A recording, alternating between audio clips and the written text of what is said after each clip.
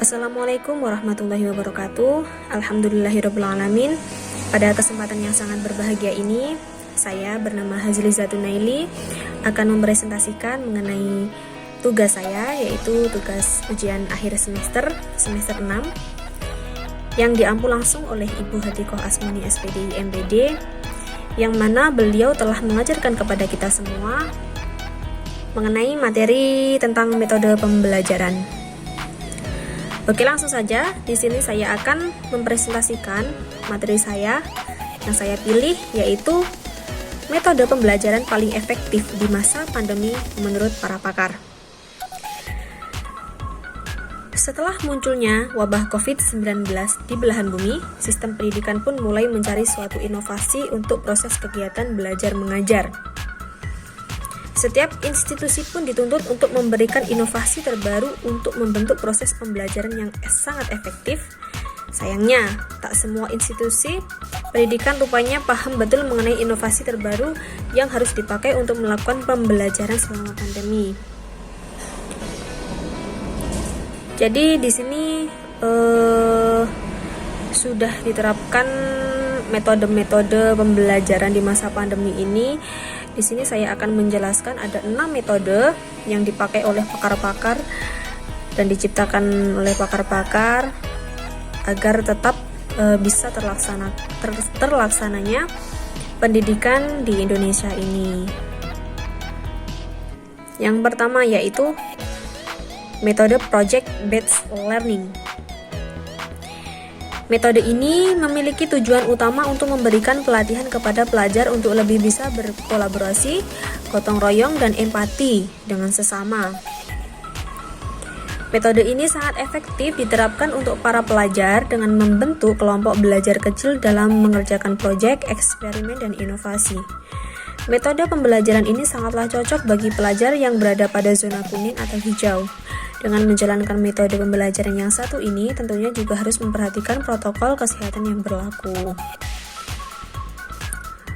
Yang kedua yaitu daring method, yang banyak sekali kita gunakan untuk proses belajar mengajar, yaitu kita menggunakan daring method atau metode daring. Untuk menyiasati ketidakkondusifan di situasi seperti ini, metode daring bisa dijadikan salah satu hal yang cukup efektif untuk mengatasinya. Dilansir dari Kumparan, Kemendikbud mengungkapkan bahwa metode daring bisa mengatasi permasalahan yang terjadi selama pandemi ini berlangsung. Metode ini rupanya bisa membuat para siswa untuk memanfaatkan fasilitas yang ada di rumah dengan baik, seperti halnya membuat konten dengan memanfaatkan barang-barang di sekitar, maupun mengerjakan seluruh kegiatan belajar melalui sistem online. Nah, metode daring ini sangatlah cocok diterapkan bagi pelajar yang berada di kawasan zona merah. Dengan menggunakan metode full daring seperti ini, sistem pembelajaran yang disampaikan akan tetap berlangsung dan seluruh pelajar tetap berada di rumah masing-masing dalam keadaan aman. Jadi, metode daring ini memang khusus untuk yang zona merah. Jadi seperti kita tidak bisa langsung tatap muka di dalam kelas ya, menggunakan metode-metode seperti biasanya. Jadi kita inisiatif proses belajar mengajarnya itu diganti dengan daring. Nah, keuntungan dan kelemahannya daring itu juga ada. Salah satunya, keuntungannya di dalam masa pandemi ini, salah satu keuntungannya ya kita bisa menjaga jarak demi berlangsungnya wabah, agar terputusnya mata rantai wabah COVID-19. Nah, kalau kelemahannya itu saya rasa ada pada diri kita sendiri. Ketika kita memang niat untuk belajar, untuk mencari ilmu, jadi apapun metode yang kita lakukan itu pasti juga akan terlaksana, meskipun itu melalui dengan daring. Jadi ketika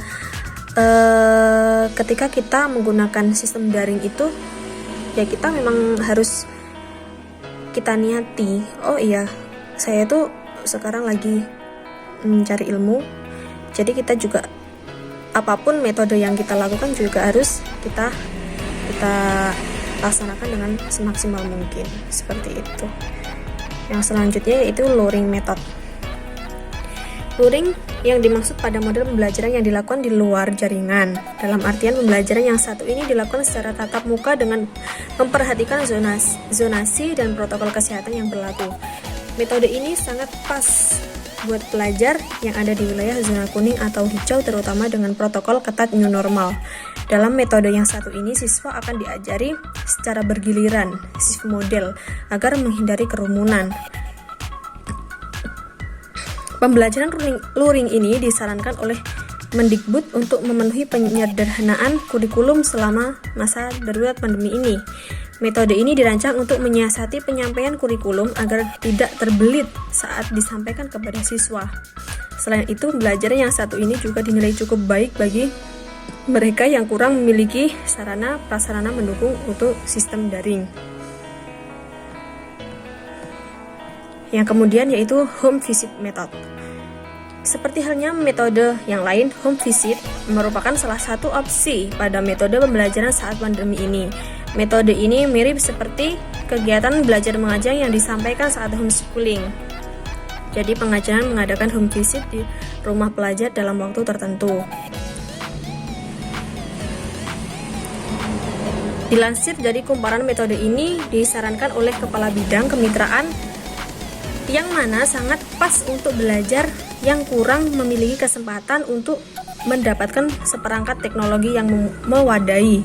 Dengan demikian, materi yang akan diberikan kepada siswa bisa tersampaikan dengan baik karena materi pelajaran dan keberadaan tugas yang diberikan bisa terlaksana dengan baik. Jadi kalau menggunakan home visit method ini seperti halnya kita melakukan kelas private yang mana gurunya atau muridnya itu mendatangi untuk mengadakan proses belajar mengajar. Ya seperti halnya di sini juga banyak sekali ya, di wilayah saya juga banyak sekali yang menggunakan home visit method. Ya saya rasa ini cukup efektif sekali dalam masa pandemi COVID-19. Karena apa? Karena biasanya siswa-siswinya itu kan dibagi-bagi, jadi dibagi-bagi kemudian proses pembelajarannya itu biasanya dijadwal. Maksudnya setiap hari Senin misal di rumah siapa gitu, terus Selasa di rumah siapa, dan seterusnya. Jadi tanpa adanya kerumunan yang berlebihan seperti yang ada di sekolah-sekolahan yang kelas 1 sampai kelas sekian itu berkumpul, tetapi ini tidak. Tapi ini dibagi-bagi di rumah-rumah seperti itu.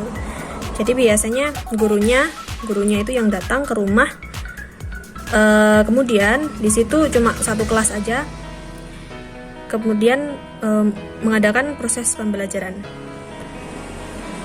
Kemudian yaitu yang nomor 5 tadi ada home visit method, yang kemudian integrate kurikulum. Metode pembelajaran ini disampaikan oleh anggota Komisi X DPR RI Profesor Zainuddin Maliki, mantan Rektor Universitas Muhammadiyah Surabaya. Ini menyampaikan bahwa pembelajaran akan lebih efektif bila merujuk pada proses BASE, yang mana setiap kelas akan diberikan proyek yang relevan dengan mata pelajaran terkait. Metode pembelajaran yang satu ini tidak hanya melibatkan satu mata pelajaran saja, namun juga mengaitkan metode pembelajaran lainnya. Dengan menerapkan metode ini, selain pelajar yang melakukan kerjasama dalam mengerjakan proyek, dosen lain juga diberi kesempatan untuk mengadakan tim teaching dengan dosen pada mata kuliah lainnya. Integrate kurikulum bisa diaplikasikan untuk seluruh pelajar yang berada di semua wilayah, karena metode ini akan diterapkan dengan sistem daring. Jadi, pelaksanaan integrate kurikulum ini dinilai sangat aman bagi pelajar. Yang kemudian yaitu blend learning. Metode blend learning adalah metode yang menggunakan dua pendekatan sekaligus. Dalam artian metode ini menggunakan sistem daring sekaligus tatap muka melalui video conference.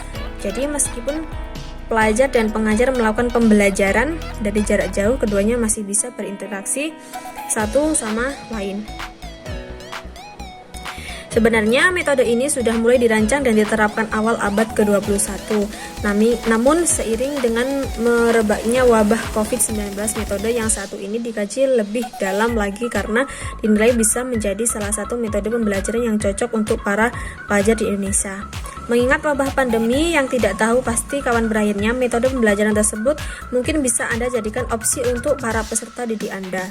Dengan adanya metode-metode tersebut, diharapkan para pendidik di Indonesia tetap berjalan dengan baik dan berjalan lancar. Jadi kalau menurut saya metode ini tuh hampir sama kayak metode yang diterapkan oleh ruang guru, dimana ruang guru itu ada gurunya itu mengajarkan bagaimana cara mengajar dengan baik, bagaimana proses belajar mengajar dengan baik, dan di situ juga ada soalnya juga, terus ada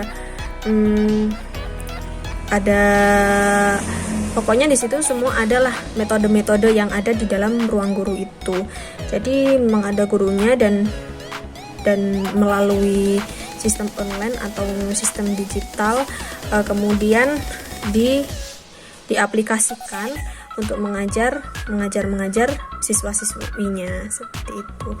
Jadi lebih memudahkan guru untuk mengajar dan lebih efektif juga karena yang mengajar itu memang benar-benar memiliki kualitas yang mumpuni. Oke, mungkin cukup sekian yang bisa saya sampaikan dari materi yang saya sampaikan tadi, yaitu metode pembelajaran paling efektif di masa pandemi menurut para pakar. Kurang lebihnya mohon maaf yang sebesar-besarnya. Wabillahi taufiq wal hidayah. Wassalamualaikum warahmatullahi wabarakatuh.